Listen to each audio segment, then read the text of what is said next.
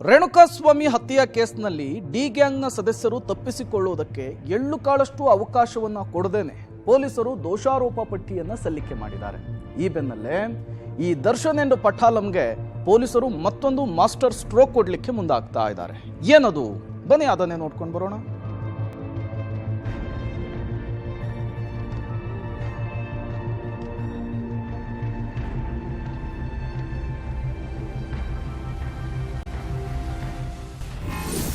Darshan case ವಿಚಾರಣೆಗೆ ಹೊಸ ಆಯಾಮ. ಶೀಘ್ರದಲ್ಲಿಯೇ ರಚನೆಯಾಗುತ್ತಾ ಫಾಸ್ಟ್ ಟ್ರ್ಯಾಕ್ ಕೋರ್ಟ್. ಚಿತ್ರದುರ್ಗದ ರೇಣುಕಾಸ್ವಾಮಿ ಕೊಲೆ ಕೇಸ್ನ ದೋಷಾರೋಪ ಪಟ್ಟಿ ಕೋರ್ಟ್ಗೆ ಸಲ್ಲಿಕೆಯಾದ ನಂತರ ಹಲವು ಶಾಕಿಂಗ್ ಸಂಗತಿಗಳು, ಅನೇಕ ಸತ್ಯಗಳು, ಅದರಲ್ಲಿ ಹುದುಗಿದ್ದಂತಹ ಕರಾಳ ಅಧ್ಯಾಯಗಳು ಬಹಿರಂಗಗೊಂಡಿದೆ. ಚಾರ್ಜ್ ಶೀಟ್ನಲ್ಲಿ ದರ್ಶನ್ ಹಾಗೂ ಪಾತಕ ಪಡೆಯ ಕ್ರೌರ್ಯ ಅನಾವರಣಗೊಂಡಿದೆ. ಡೆವಿಲ್ ಪಡೆಯ ರಾಕ್ಷಸ ಕೃತ್ಯವನ್ನ ಪೊಲೀಸರು ಪಿನ್ ಟು ಪಿನ್ ಬಯಲು ಮಾಡಿದ್ದಾರೆ. ಕರಾಳ ರಹಸ್ಯವನ್ನ ಹೊರಹಾಕಿದ್ದಾರೆ. ಈ ಮಧ್ಯೆ ದರ್ಶನ್ ಕೇಸ್ ವಿಚಾರಣೆ ಹೊಸ ಆಯಾಮ ಪಡೆದುಕೊಳ್ಳುವ ಸಾಧ್ಯತೆ ನಿಶ್ಚಳವಾಗಿದೆ. ಹೌದು, ರೇಣುಕಾಸ್ವಾಮಿ ಕೊಲೆ ಕೇಸನ್ನ ಶೀಘ್ರವೇ ಇತ್ಯರ್ಥಗೊಳಿಸಲು ಪೊಲೀಸರು ದೊಡ್ಡ ಪ್ಲಾನ್ ಮಾಡಿದ್ದಾರೆ. ಫಾಸ್ಟ್ ಟ್ರ್ಯಾಕ್ ಕೋರ್ಟ್ ಅಥವಾ ಸ್ಪೆಷಲ್ ಕೋರ್ಟ್ ಅನ್ನು ನೇಮಿಸಲಿಕ್ಕೆ ಪೊಲೀಸರು ಮನವಿ ಮಾಡುವ ಚಿಂತನೆಯಲ್ಲಿದ್ದಾರೆ. ಈ ಬಗ್ಗೆ ಕಾನೂನು ತಜ್ಞರ ಮೊರೆ ಹೋಗಿದ್ದಾರೆ. ಫಾಸ್ಟ್ ಟ್ರ್ಯಾಕ್ ಕೋರ್ಟ್ ರಚನೆಯ ಸಂಬಂಧ ಮಾತನಾಡಿದ ಬೆಂಗಳೂರು ನಗರ ಪೊಲೀಸ್ ಆಯುಕ್ತರಾದ ಬಿ ದಯಾನಂದ್, ಕಾನೂನು ತಜ್ಞರೊಂದಿಗೆ ಸಮಾಲೋಚಿಸಿ ಮನವಿ ಮಾಡಲಿಕ್ಕೆ ಚಿಂತನೆ ನಡೆಸಿದ್ದೇವೆ ಅಂತ ಹೇಳಿದ್ದಾರೆ. ಮುಂದೆ ಈ ಬಗ್ಗೆ ಮನವಿ ಮಾಡುವವರಿದ್ದೇವೆ ಅಂತ ಹೇಳಿದ್ದಾರೆ. ಅದರ ಬಗ್ಗೆ ನಮ್ಮ ಕಾನೂನು ತಜ್ಞರೊಂದಿಗೆ ಚರ್ಚೆಯನ್ನು ಮಾಡಿ ಮುಂದಿನ ಕ್ರಮಗಳನ್ನು ಕೈಗೊಳ್ಳುತ್ತೇವೆ. ಫಾಸ್ಟ್ ಟ್ರ್ಯಾಕ್ ಕೋರ್ಟ್ ರಚನೆಗೆ ಪೊಲೀಸರಿಂದ ಮನವಿ ಬೆನ್ನಲ್ಲೇ ಸರ್ಕಾರ ಕೂಡ ಈ ಬಗ್ಗೆ ಇಂಗಿತ ವ್ಯಕ್ತಪಡಿಸಿದೆ. ಗೃಹ ಸಚಿವ ಪರಮೇಶ್ವರ್ ಮಾತನಾಡಿ, ಫಾಸ್ಟ್ ಟ್ರ್ಯಾಕ್ ಕೋರ್ಟ್ ರಚನೆ ಮಾಡುವ ಚಿಂತನೆ ಇದೆ. ಇದರ ಬಗ್ಗೆ ಕೋರ್ಟ್ ತೀರ್ಮಾನ ಮಾಡಬೇಕಿದೆ. ಪ್ರಕರಣ ಬೇಗ ಇತ್ಯರ್ಥ ಆಗಬೇಕು ಅಂತ ಹೇಳಿದ್ದಾರೆ. ದರ್ಶನ್ ಕೇಸಲ್ಲಿ ಫಾಸ್ಟ್ ಟ್ರ್ಯಾಕ್ ಕೋರ್ಟ್ ಮಾಡಬೇಕು ಅದನ್ನು ತೀರ್ಮಾನ ಮಾಡ್ತಾರೆ. ರಿಕ್ವೆಸ್ಟ್ ಮಾಡಿದಾರಲ್ಲ ಸರ್ ಡಿಪಾರ್ಟ್ಮೆಂಟ್?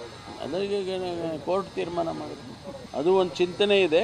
ಯಾಕೆಂದರೆ ಬೇಗ ಮುಗಿದೋದ್ರೆ ಅದು ಕೇಸು ಏನು ತೀರ್ಮಾನ ಕೋರ್ಟ್ ತೀರ್ಮಾನ ಮಾಡುತ್ತೋ. ಈಗ ಅವರೆಲ್ಲ ಚಾರ್ಜ್ ಶೀಟ್ ಸಬ್ಮಿಟ್ ಮಾಡಿದ್ದಾರೆ. ಎಫೆಕ್ಟಿವ್ ಆಗಿ ಅದನ್ನೇನೇನು ಎವಿಡೆನ್ಸಸ್ಸು ಸಿಕ್ಕಿದೆಯೋ ಅದನ್ನೆಲ್ಲ ಸಬ್ಮಿಟ್ ಮಾಡಿದ್ದಾರೆ. ಅದರ ಆಧಾರದ ಮೇಲೆ ತೀರ್ಮಾನ ಆಗುತ್ತೆ. ಡಿ ಪಡೆಗೆ ಮತ್ತಷ್ಟು ಬಿಗಿಯಾಗುತ್ತಾ ಕಾನೂನಿನ ಕುಣಿಕೆ. ಫಾಸ್ಟ್ ಟ್ರ್ಯಾಕ್ ಕೋರ್ಟ್ ಆದ್ರೆ ಬೇಲ್ ಸಿಗೋದು ಕಷ್ಟ.